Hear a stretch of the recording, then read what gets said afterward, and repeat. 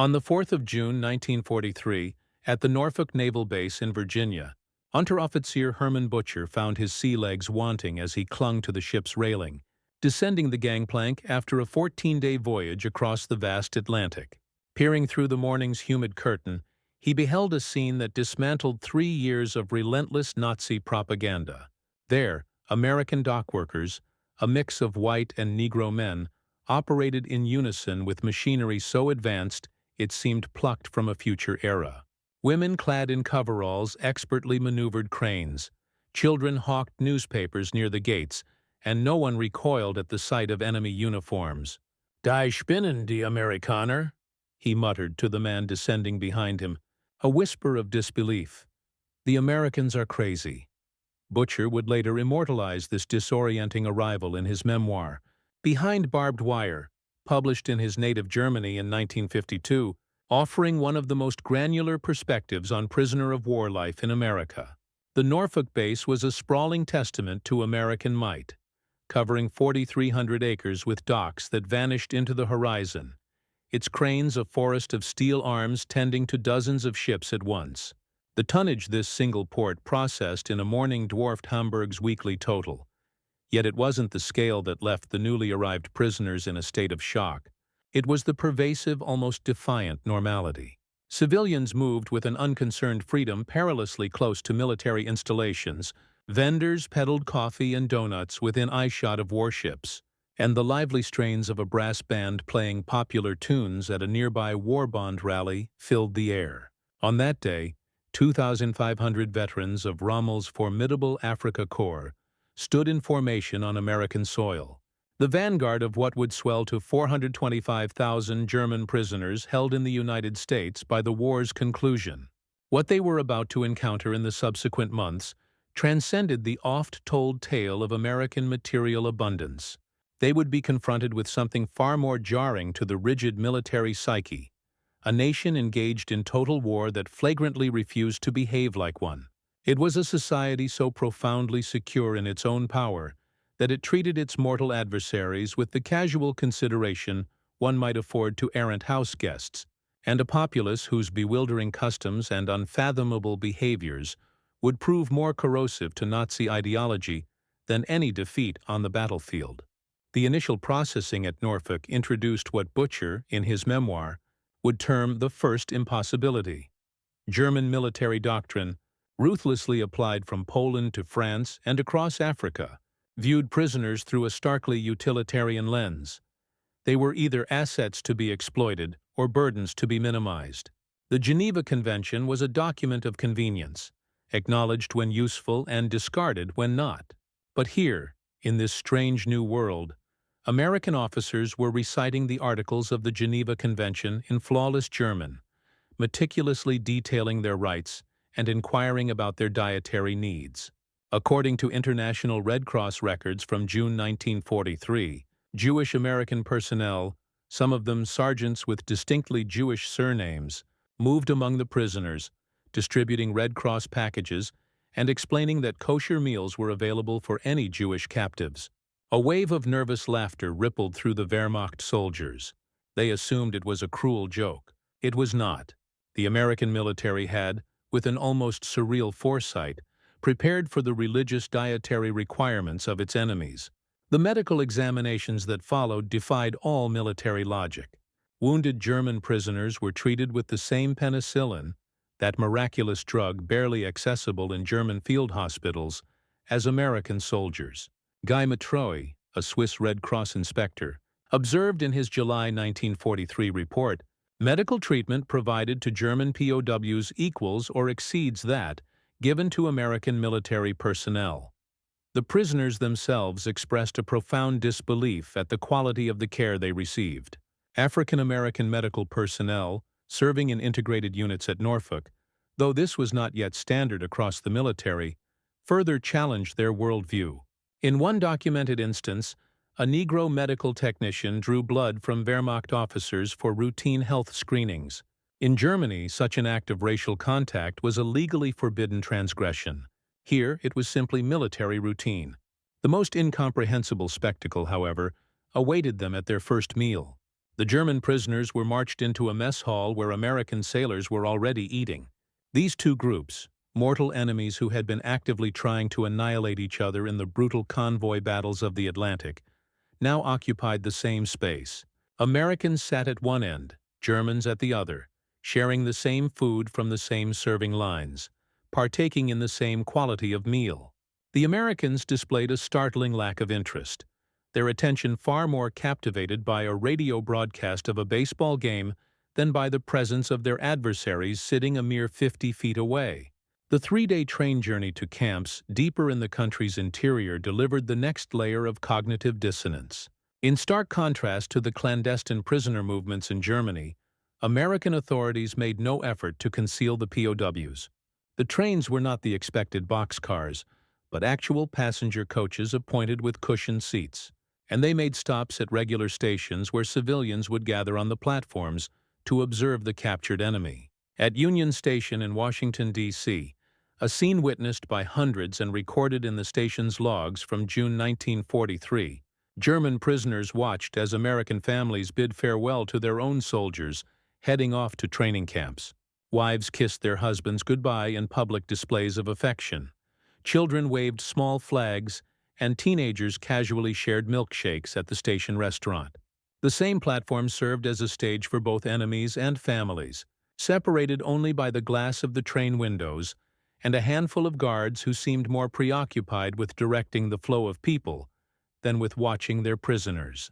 The trains rolled past industrial zones that, by all military logic, should have been camouflaged, hidden away, and heavily protected. Instead, factories brazenly displayed their names in colossal letters. The Glenn L. Martin aircraft plant in Baltimore had parking lots, clearly visible from the train, overflowing with the personal automobiles of its workers. The prisoners could easily count the rows of B-26 bombers lined up, awaiting delivery. There was no attempt at concealment, no palpable security paranoia, just the raw, unshielded might of American industry operating in plain sight of its enemies. Through the heart of Pennsylvania, the trains journeyed past coal mines and steel mills that operated in a continuous, relentless rhythm. The night sky was set ablaze with the orange glow of blast furnaces that never slept, and surrounding each industrial complex were miles of workers' housing. Not grim barracks, but individual houses with their own gardens. Electric lights shone from every window and a forest of radio antennas sprouted from every rooftop. During a stop in Harrisburg, Pennsylvania, an event documented in the Pennsylvania Railroad's records, German officers watched American workers at a shift change. They were men carrying lunchboxes, wearing durable leather shoes and wristwatches, and driving their own personal vehicles. According to Butcher's memoir, one worker casually tossed away a half-eaten apple, only to open his lunchbox and retrieve a fresh one. This casual waste of food by a common laborer was a stunning spectacle for officers who had seen their own men fight over scraps of food in the African desert. Camp Hearn, Texas, which had opened in December of 1942 on a 720-acre plot near the town of Hearn in Robertson County, was their final destination. Military records reveal that it would eventually house up to 4,800 German prisoners in conditions that were superior to what most of them had known as civilians back home. The construction and operation of the camp are meticulously documented in the Army Corps of Engineers records and the War Department's files, now housed at the National Archives. The very infrastructure of the camp was a direct challenge to the German understanding of how prisoners should be treated. There were wooden barracks equipped with electric lights, not oil lamps, and each building had indoor plumbing with flush toilets and hot water heaters. Instead of straw pallets, each prisoner was assigned an individual bed complete with a mattress, sheets, and blankets. Recreation halls were furnished with ping-pong tables, musical instruments, and libraries. Swiss Inspector Emil Sandstrom noted in his August 1943 report, "Conditions at Camp Hearn exceed not only Geneva Convention requirements, but surpass the living conditions many of these men knew in Germany." The camp commander, Lieutenant Colonel Cecil Stiles, whose service record is preserved in military archives, addressed the newly arrived prisoners in their own language. He had studied German at university before the war. He explained the camp rules, But then he introduced a concept that was utterly unprecedented. The prisoners, he announced, would largely govern themselves within their own compounds. They would elect their own spokesman, organize their own activities, and manage their own schedules within the broader military requirements. This idea of self-governance for an enemy force seemed like either a sign of profound weakness or some kind of elaborate trap. The camp hospital, which was inspected monthly by the International Red Cross, was equipped with technology that many civilian hospitals in Germany lacked. It had X-ray machines, surgical suites, dental chairs, and a well-stocked pharmacy that included the new wonder drug, penicillin. When a prisoner named Georg Gartner, who would later gain fame as the last POW to surrender in 1985, developed appendicitis in September of 1943, he received surgery within hours. The operation was performed by Captain William Calhoun, an Army surgeon from Dallas, with the assistance of German POW medical staff. But nothing could have prepared them for the camp canteen, a store where prisoners could use scrip earned through voluntary labor to purchase goods. They could buy cigarettes, chocolate, soap, writing materials, musical instruments, and art supplies. The War Department, as documented in the Quartermaster Corps' records, authorized these sales in the belief that providing small comforts would help maintain prisoner morale and reduce the likelihood of escape attempts. The very idea that prisoners could go shopping, could choose their own purchases, could have their wants, not just their needs, catered to, was something that scrambled their military way of thinking. By September of 1943, severe labor shortages across Texas led to the widespread employment of prisoners of war. The War Manpower Commission, working in coordination with the Provost Marshal General's office, authorized the use of prisoner labor in agriculture and other non-military industries. The prisoners earned 80 cents per day in canteen scrip, which was the same base pay as an American private. Detailed records of these work programs are preserved in the National Archives, specifically in Record Group 389.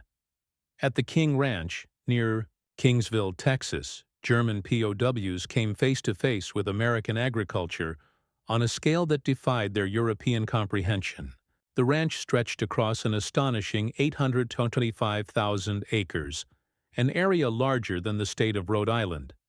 Ranch records from 1943 to 1945 show that German prisoners worked alongside Mexican-American vaqueros and some Negro ranch hands in the cattle operations. This racial mixing in the workplace, though it was socially limited, directly contradicted the tenets of the Nazi racial hierarchy. In letters that were reviewed by military censors, the prisoners documented their amazement at the level of mechanization. A single combine harvester could do the work of dozens of men. Trucks, not horse-drawn wagons, were used to transport the crops. The ranch even utilized aircraft, small civilian planes, to survey the vast cattle herds and spot any stray animals. The ranch foreman, Richard Kleberg, Jr., treated the German POWs as temporary employees rather than as enemies, a fact that is borne out in the ranch's employment records. At cotton gins throughout Texas, including documented operations in Taylor, Caldwell, and Waller counties, the POWs witnessed processing speeds that were simply impossible by European standards. The Hearn Cotton Oil Mill, which employed POW labor from August 1943 to December 1945, could process more cotton in a single day than German textile mills could handle in a month. And yet, the workers took regular breaks, ate full lunches, and listened to radios while they worked. This concept of achieving high productivity through good treatment, rather than through harsh discipline, was a stark contradiction to the Wehrmacht experience. The prisoners also discovered that American farmers discussed politics with an openness that was shocking to them. FBI monitoring reports, which were declassified in the 1970s, noted that German POWs were taken aback by farmers who would freely criticize President Roosevelt and complain about government policies without any fear of reprisal. In one documented incident at a farm near Bryan, Texas, a farmer told a Department of Agriculture inspector to go to hell over a dispute about crop allocations. The farmer faced no consequences for his defiance. Such an act of insubordination against authority would have meant certain death in Nazi Germany. Local newspapers all across Texas documented the interactions between German prisoners and American civilians. The Hearn Democrat, the Bryan Daily Eagle, and the Temple Daily Telegram all ran stories about the POW work details and their interactions with the community. These contemporary accounts provide a verifiable record of the social encounters that so stunned the military prisoners. In December of 1943, the Hearn Democrat reported on German POWs being taken on supervised Christmas shopping outings, where they witnessed American teenage culture firsthand. They saw young people gathered at drugstore soda fountains, boys and girls mingling together, unchaperoned. They danced to the music of jukeboxes, which included jazz and swing, musical styles that Nazi ideology had labeled as degenerate Negro music. They were dressed in fashionable clothes, despite the ongoing war, showing no signs of the militarization of youth culture that was prevalent in their homeland. The behavior of American women was particularly astonishing to the prisoners. They saw women driving trucks for the Hearn Cotton Oil Mill, operating businesses along Main Street, and supervising male workers in defense plants. At the nearby Bryan Army Airfield, as part of the Women Air Force Service Pilots (WASP) program, female pilots flew military aircraft. Military records confirm that WASPs operated from Bryan Field from 1943 to 1944, a site that was visible to the POW work details in the surrounding areas. Churches throughout Robertson County extended invitations to the German prisoners to attend their services. The records of the First Baptist Church of Hearn, the First Methodist Church, and St. Mary's Catholic Church all document the attendance of German POWs at their services.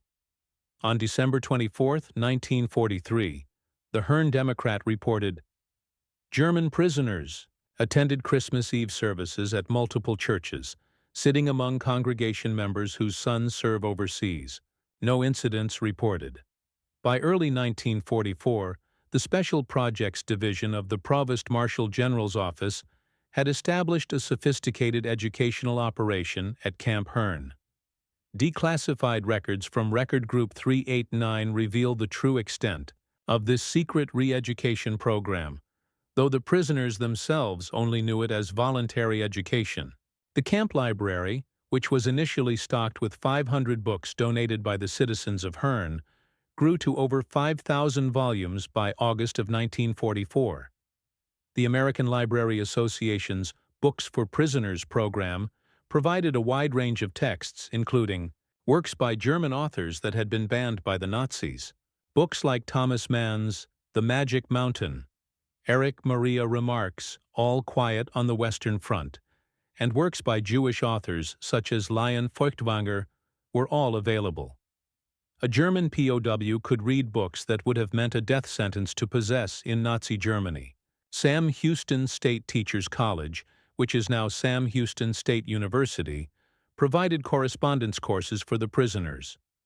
College records show that 340 German POWs enrolled in courses such as English, American history, mathematics, and agricultural science between 1944 and 1945.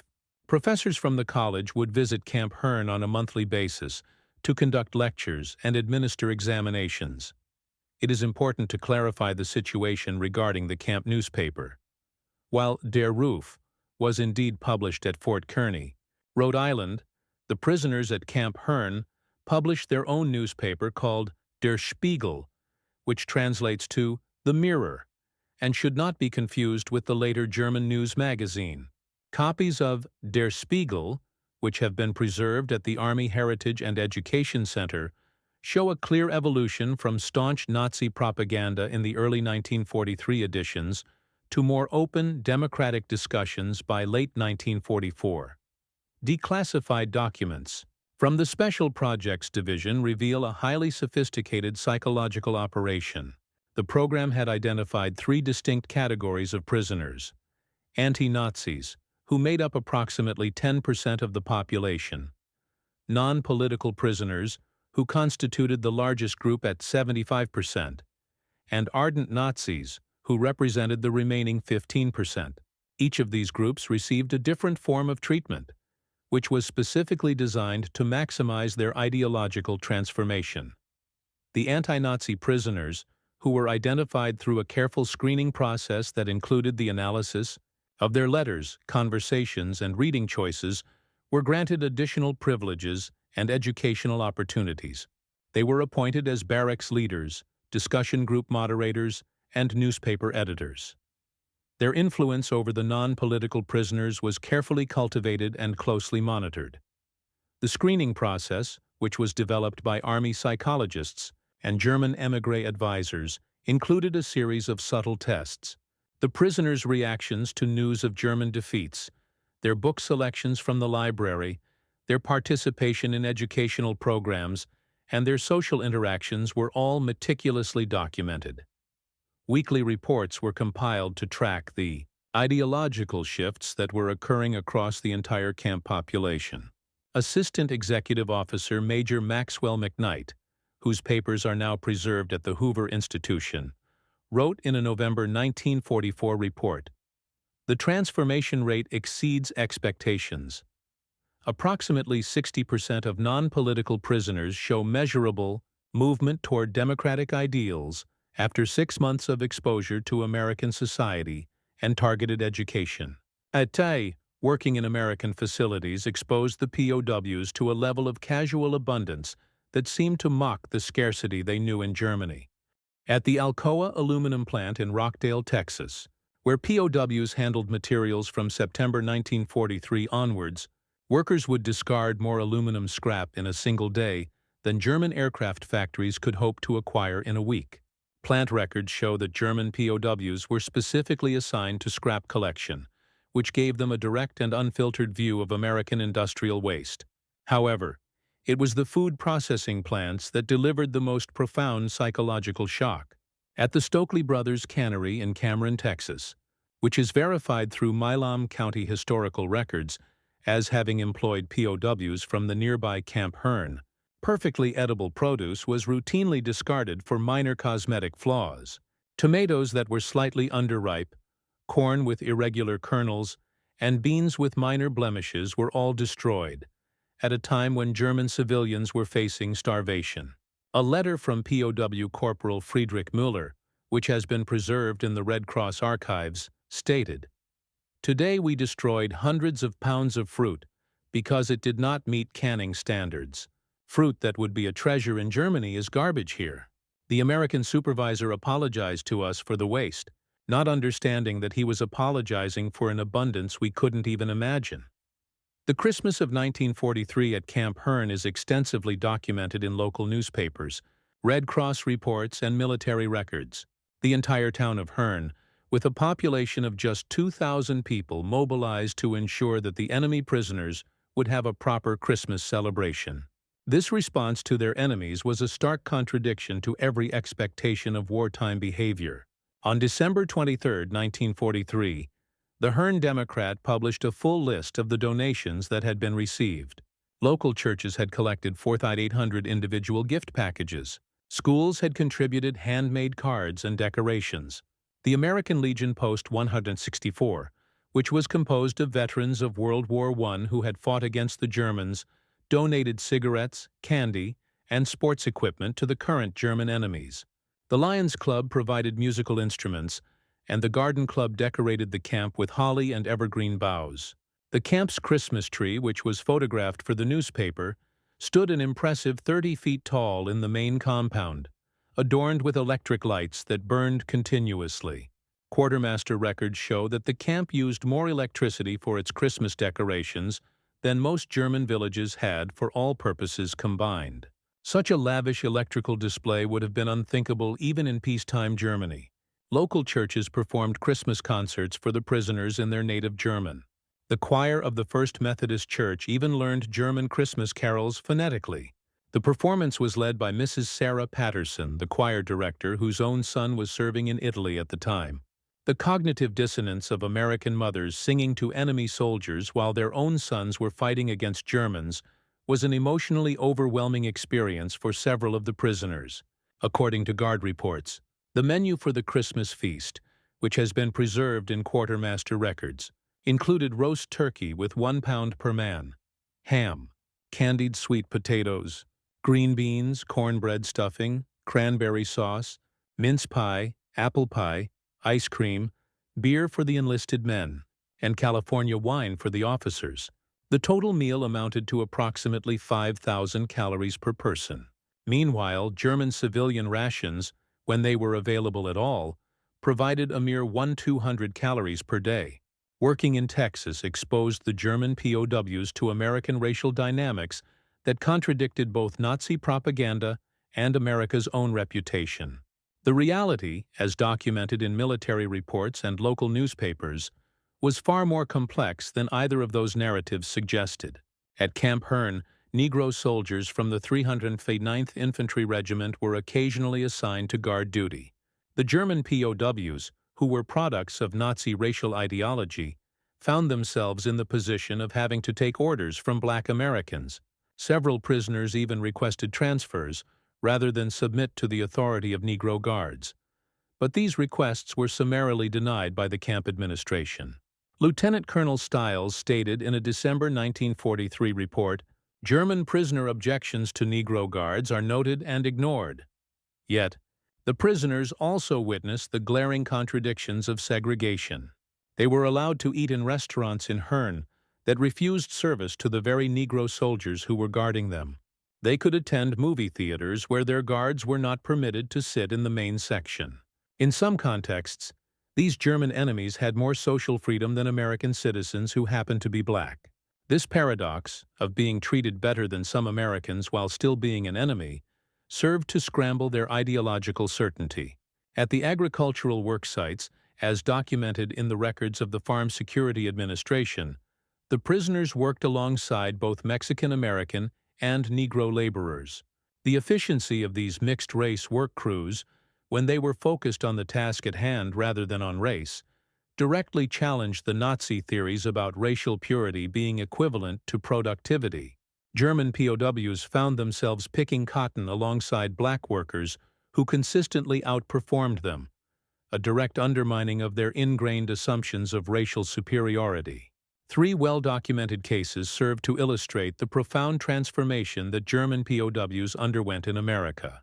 Herman Butcher arrived at Camp Hearn in June of 1943 as a staunchly convinced Nazi. His memoir meticulously describes the gradual collapse of his ideology, brought about by an accumulation of observations. The turning point for him came at Christmas of 1943, when the citizens of Hearn gave presents to the enemy prisoners.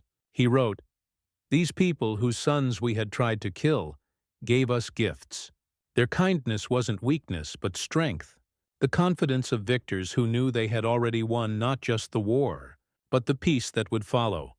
Butcher immigrated to America in 1953, became a citizen in 1958, and went on to work as an engineer for General Motors until his retirement. Georg Gärtner escaped from Camp Deming, New Mexico in September of 1945, and lived for 40 years under the assumed name of Dennis Wiles. Rather than fleeing the country, he chose to remain in America illegally, where he married an American woman, raised children, and worked as a tennis instructor in California. When he finally surrendered in 1985 for a television documentary, he had been an American for longer than he had been a German. His story, which is documented in his autobiography, Hitler's Last Soldier in America, serves as a powerful validation of the transformative power of American society. Reinhold Pabel escaped from Camp Washington, Illinois in 1945, not because of any mistreatment, but out of a sense of boredom and a deep curiosity about American life. According to his memoir, Enemies Are Human, he lived illegally in Chicago for 7 years, working in bookstores and marrying an American woman, before he voluntarily surrendered in 1953. The subsequent FBI investigation revealed that he had broken no laws other than that of illegal entry. He was granted citizenship in 1959 and went on to become a successful businessman, later sponsoring other German immigrants to come to America. The German POW experience varied across the more than 500 camps that were scattered across America, but there were consistent patterns that emerged. Camp Alva in Oklahoma specialized in agricultural training. Department of Agriculture records show that German POWs there managed a 200-acre demonstration farm, where they utilized American techniques. The prisoners learned about mechanical cultivation, crop rotation, soil conservation, and the development of hybrid seeds. These skills proved to be invaluable when the POWs eventually returned to a devastated Germany. The camp's agricultural program was so successful that local farmers began to hire the POW work crews at premium wages, which created a competition for the prisoner labor. Camp Concordia in Kansas became renowned for its art program. The German prisoners of war there created murals that still exist today in the Stone County Courthouse and in several other local buildings. The camp orchestra, which was equipped with instruments donated by the Kansas communities, performed concerts for civilian audiences. The Concordia Blade newspaper even reviewed these concerts favorably, noting the professional quality of the enemy musicians. The art that was created by these prisoners now forms permanent collections in several Kansas museums. Camp Trinidad, in Colorado, faced the unique challenges of winter temperatures that could reach as low as -20 degrees Fahrenheit. Quartermaster records show that the Army provided the German POWs with Arctic-grade clothing, insulated barracks, and increased caloric rations, amounting to 4,000 calories per day during the winter. Swiss inspector André Ponchot noted in February of 1944, German prisoners at Trinidad receive better winter provisions than Wehrmacht troops on the Eastern Front, according to the prisoners' own admissions. Perhaps nothing was more stunning to the German military mind than the American approach to information transparency. The prisoners had access to American newspapers that openly criticized the war effort, revealed production problems, and discussed strategic failures. The Special Projects Division deliberately provided a diverse range of news sources, knowing that exposure to a free press would serve to undermine their totalitarian way of thinking. Radio programs that were accessible in the recreation halls featured commentary that was critical of the military leadership. Comedians like Bob Hope would openly mock generals and politicians. Journalists like Edward R. Murrow would question military strategies, and Congress would debate military appropriations publicly, with dissenting opinions being broadcast nationally. All of this was accessible to the enemy prisoners. The 1944 presidential election campaign, which they observed from within the camps, seemed like an act of democratic suicide to the German military mindset. President Roosevelt faced a serious challenge from Thomas Dewey during a time of war. The Republicans openly criticized the management of the war effort. Newspapers published the views of the opposition. Political cartoons mocked the commander-in-chief. And yet the war effort continued, and was even strengthened by this open debate. This demonstration of democracy's strength through discord, rather than in spite of it, fundamentally challenged their authoritarian assumptions. The inspection reports from the International Red Cross, which are available in the ICRC archives in Geneva, consistently rated the American POW camps as being above the requirements of the Geneva Convention. These neutral assessments provide a crucial verification of the conditions within the camps. Inspector Guy Matreau wrote in his comprehensive report of August 1944, "American camps exceed treaty requirements in all categories. Food rations equal or surpass American military rations. Medical care is equivalent to American military hospitals. Educational and recreational opportunities exceed many American military training facilities." Specific inspection findings from Camp Hearn include a daily caloric intake of 3,300 to 3,800 calories, while the Geneva Convention only required 2,000. The living space was 40 square feet per man, whereas the convention required 27. The medical staff consisted of one doctor for every 500 prisoners, while the convention only required one per 1,000. And the recreational facilities, which included organized sports, libraries, and educational programs, went far beyond the convention's requirement of adequate recreation. Inspector Emil Sandstrom favorably compared the American camps to those of other nations, Having inspected POW facilities in Canada, Britain, and Australia, he wrote, I can state definitively that American camps provide superior conditions. The distinction is not just material, but philosophical. Americans treat prisoners as temporarily displaced persons rather than as enemies. The POWs who worked in American factories observed production methods that revolutionized their understanding of industrial efficiency.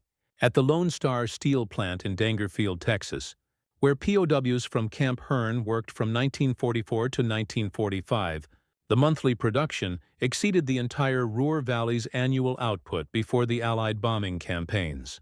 The secret to this incredible productivity wasn't just the machinery, but also the motivation of the workers.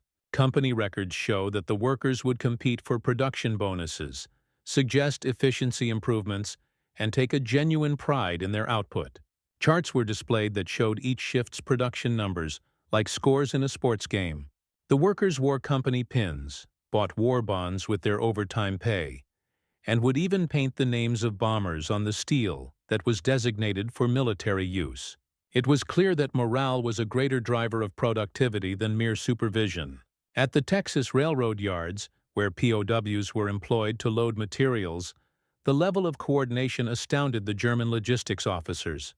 The Missouri-Kansas-Texas Railroad employed POWs at its Smithville yard, where the prisoners witnessed American logistics efficiency firsthand. The trains would arrive on precise schedules, the loading equipment operated continuously, and the telegraph and telephone systems coordinated a nationwide transport network. There was no central planning committee, just the power of capitalism organizing itself for war production. As Germany began to collapse in the spring of 1945, the American authorities started to prepare the prisoners for their return to a destroyed homeland. This preparation, which is documented in the occupation planning records, went far beyond simple repatriation. While the War Department had initiated Project Paperclip for the scientists, there were also broader programs that were designed to prepare the POWs to rebuild a democratic Germany. Courses in civil administration were offered to prepare the POWs for the task of managing destroyed cities. The agricultural training emphasized the importance of feeding the starving populations. The medical personnel were taught public health techniques for the prevention of epidemics, and the engineers studied the principles of infrastructure reconstruction. The Special Projects Division identified potential democratic leaders among the prisoners and provided them with additional training in governance and administration. The full scope of this preparation is documented in the Provost Marshal General's reports. By May of 1945, 31,000 prisoners of war were enrolled in vocational training. 18,000 were studying English. 12,000 were in agricultural programs. 8,500 were taking technical courses, and 6,200 were studying business administration. The future concepts of the Marshall Plan were explained to the prisoners even before they were publicly announced. State Department officials would visit the camps to explain America's intention to rebuild rather than to punish Germany. This incomprehensible generosity from a victor to the vanquished served to shatter the final remnants of their Nazi ideology about racial struggle and the survival of the fittest. The numbers themselves document the scope of this transformation. Of the 425,000 German POWs who were held in America, there were only 2,222 escape attempts, which is a mere 0.52%. Only 54 of those escapes were successful for more than 30 days, a rate of just 0.01%. There were only 7 confirmed cases of sabotage, which amounts to 0.001%. And there were only 178 documented incidents of work refusal, or 0.04%. The voluntary labor participation rate was an astounding 87% of all eligible prisoners. Post-war surveys that were conducted by the American occupation authorities found that 74% of the returned POWs held favorable views of American democracy. 61% of them supported the Marshall Plan aid when it was announced. 55% advocated for a German-American alliance. 38% expressed a desire to immigrate to America, and 23% maintained a correspondence with American families. Immigration records show that 5,000 former POWs legally immigrated to America in the 1950s. Naturalization records indicate that 92% of them became citizens within the eligible time frame. Their success rate in America, as measured by employment, home ownership, and a lack of criminal records, actually exceeded that of the general immigrant populations. The influence of the returned POWs on the reconstruction of West Germany is well documented in both the occupation records and the German archives. Former POWs went on to occupy significant positions in the new democracy. 48 of them became members of the Bundestag.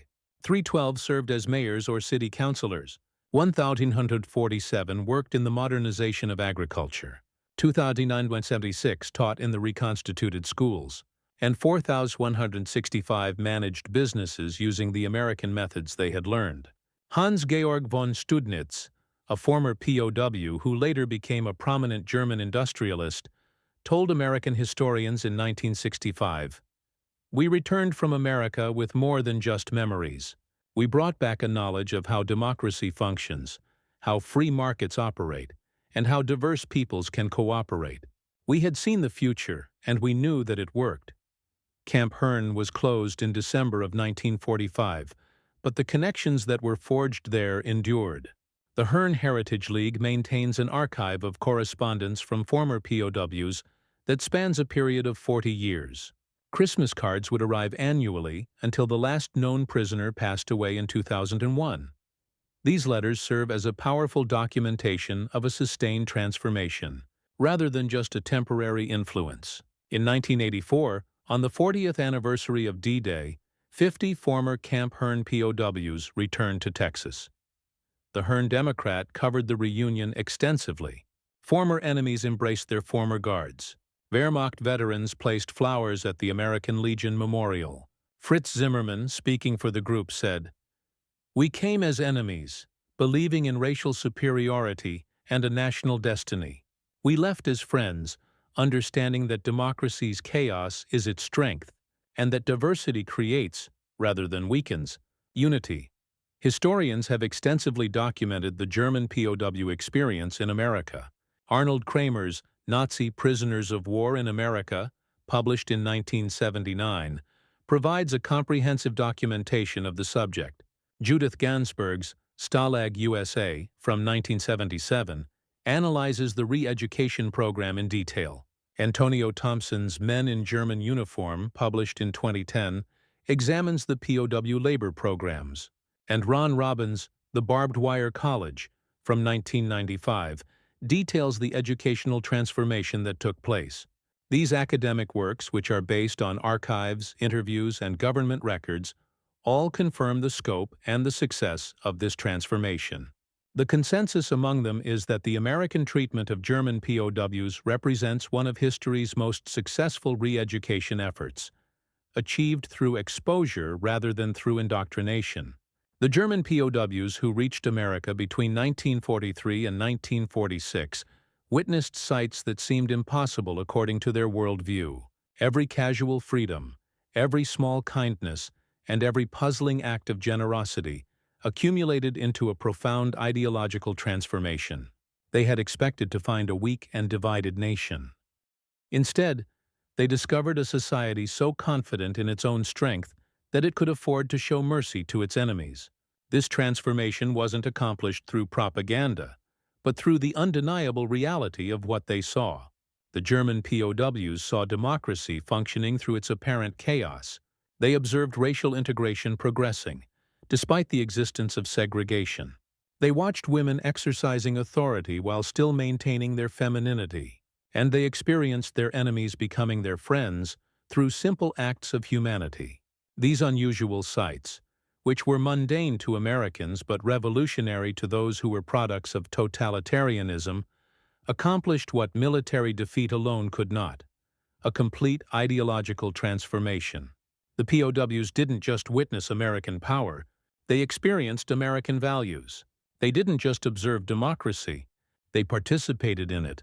America's greatest victory in the war was not won on the battlefields, but in the prison camps, where enemies were turned into advocates through the simple act of witnessing American reality. The sights that stunned them were unusual only to eyes that had been trained by tyranny. To American eyes, it was just life, messy and imperfect, but free. The German POWs came expecting to find enemies. Instead, they found mirrors of what they themselves could become. Those unusual sights changed not just the individual prisoners, but the very trajectory of nations. In their stunned observation lay the seeds of the Atlantic Alliance, the Marshall Plan, and the democratic reconstruction of Europe. Their transformation is a testament to the fact that sometimes the greatest victories are won not through destruction, but through demonstration, not through propaganda, but through reality, and not through hatred, but through humanity. The unusual sights that the German POWs witnessed in America became the foundation for one of history's most successful transformations, from enemy to ally.